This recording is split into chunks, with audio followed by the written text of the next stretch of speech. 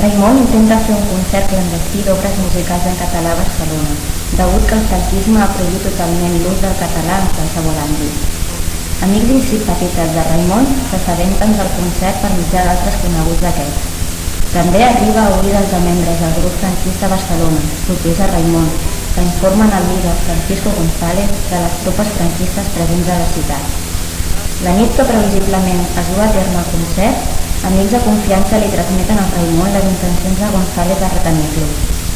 Davant la impossibilitat de portar a terme el concert i el sentiment d'impotència del protagonista en defensar la llengua catalana, Raimon decideix viatjar a França i exiliar-se per donar a conèixer la cultura catalana a Europa.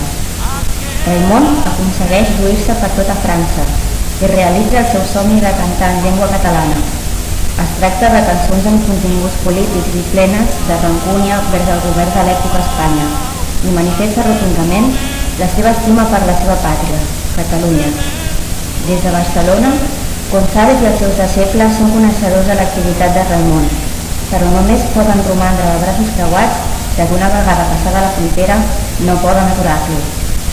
No serà fins començaments dels anys 60, aprofitant la tolerància del franquisme i el ressorgiment progressiu de la cultura catalana, que Raimon torna a Barcelona i comença a fer ressò de la seva cançó, acompanyat d'altres cantants que el van fer costat a Europa. Aquesta vegada, González i les seves tropes es troben afeblides dins Catalunya i no són capaços de portar a terme els comportaments hostils que els havia caracteritzat fins fa uns anys, posat que no tenen el recolzament polític ni els recursos que tenien anteriorment.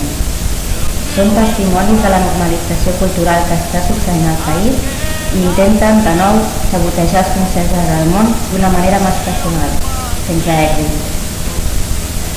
Del blanc i el blau d'aquest moment de vent fluixet